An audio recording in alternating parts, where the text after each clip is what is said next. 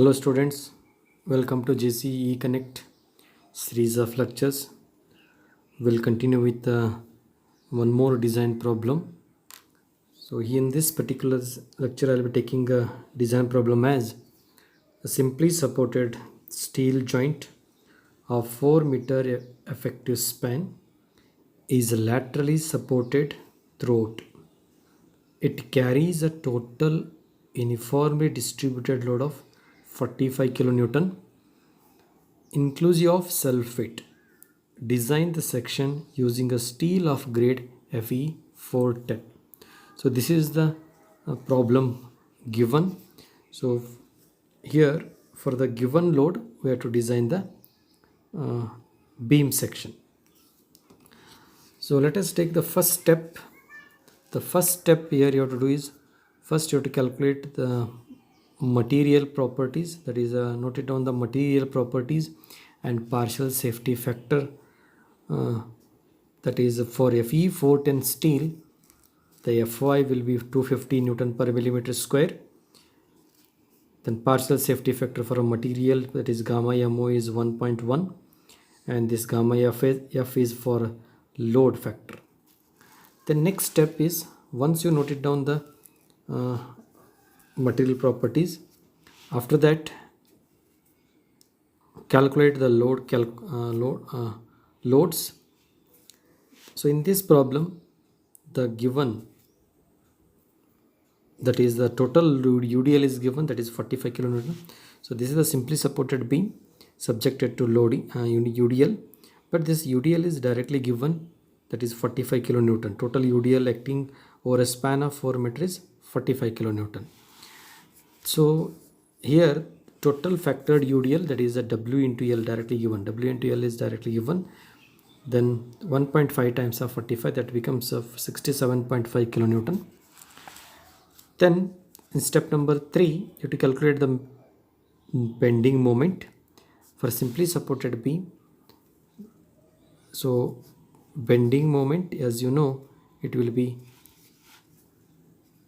WL square by 8.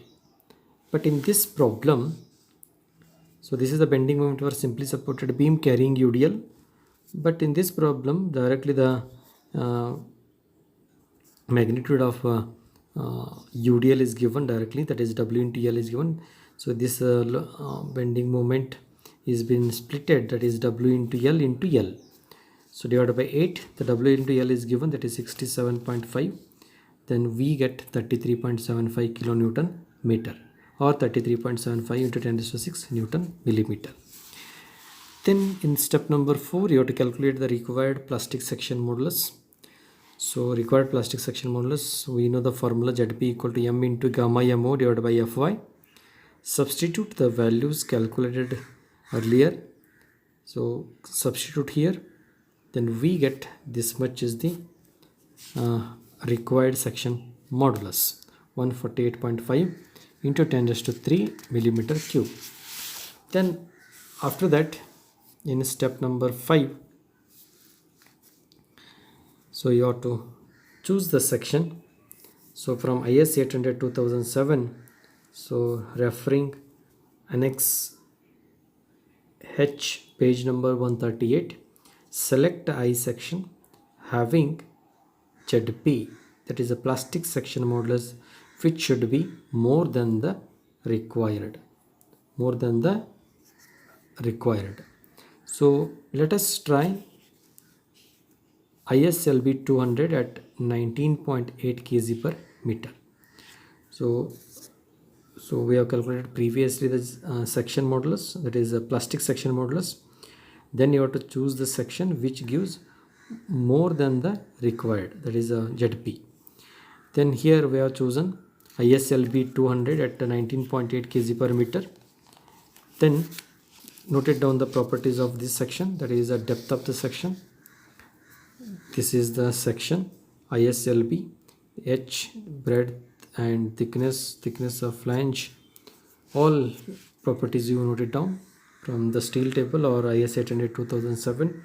H 200 mm, width of the flange 100 mm, thickness of line 7.3 mm, thickness of web 5.4 mm, and section modulus, that is elastic section modulus, as 169.7 into 10 raised to 3 millimeter cube. Then plastic section modulus 184.34 into 10 raised to 3 millimeter cube. So these all properties you will get from IS 800 2007, and even you can get from the steel table also, but ZP you will not get in a steel table, but for that you have to refer IS 800. Then from steel table you noted down the root radius, this one you have to note it down. This is the R1.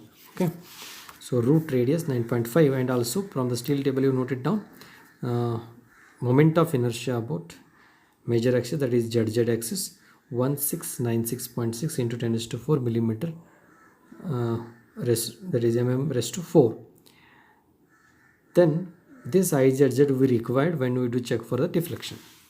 Then in step number 6 you have to do the section classification, whatever the section you have chosen.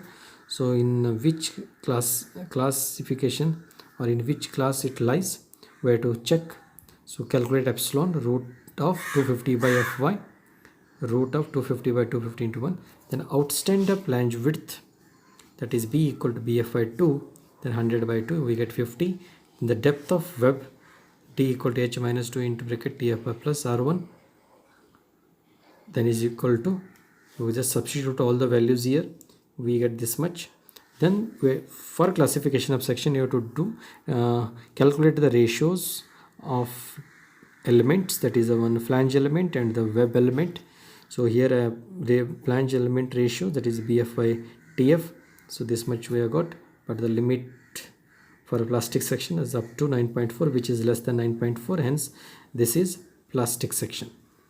Also for the web element, check it, and limit is 84 epsilon for a plastic section, which is less than the 84, hence the section chosen or the section provided is plastic section, and for plastic section the beta value will be 1. Then next, after classification of section, you have to check for that is a buckling, check for web buckling. So since the depth to thickness ratio of web of the chosen section is 30.81, which is less than the permissible limit, hence the check for web buckling is not required. This is as per the code. Then the check for shear capacity, the maximum shear force for a simply supported beam WL by 2, that is 67.2 by 2, the 33.75 kilonewton we get. Then the design shear strength of the section to be calculated. This is the design shear strength of the section, AV into FYW divided by root 3 gamma mu. AV is the shear area, H into TW into FYW divided by root 3 gamma mu. Substitute the values here, we get the design shear strength as 141.71 kilonewton, which is more than the shear force obtained, hence it is safe. Also we have to check whether the chosen section is of high shear or is of low shear. So for that we have to take the 60% of the design strength. The 60% of the design strength we have calculated here is we are getting 85 kilonewton, which is more than the factored shear force. Hence we can say the factored shear force is less than the 60% of the design shear strength, hence the case is of low shear, hence it's okay. Then after this one, calculate the design bending strength. We know the formula design bending strength. This is the formula to be used for the plastic section. Then substitute all the values here, ZP, beta, Fy. Then we get 41.9 kilonewton meter. And but for the simply supported beam, the bending strength should be less than 1.2 times ZE into Fy by gamma mu. Calculate this value also. Then this giving 46.28 kilonewton meter. Then compare this and this one. So in this this is the less, so whichever value is the less between these two, that is the bending that is design bending strength. So 41.9 kilonewton meter is greater than 33.75, we have obtained this the bending moment, so hence safe. So the chosen section resisting up to 41.9, but actual the bending moment is acting 33.75, hence it is safe. Then finally check for deflection. The permissible deflection is delta equal to L by 300 for a simply supported beam. 4000 by 300, we get a 13.33 millimeter for a maximum deflection, that is delta max for a simply supported beam carrying UDL 5 by 384 WL raised to 4 divided by EI. So here we get, but in this case the UDL is given W into L. In the problem it is given directly the W into L, that is 45 kilonewton is given. So you have to split it out, then W into L into L cube divided by EI. But W into L to be taken working load, that is 45 kilonewton.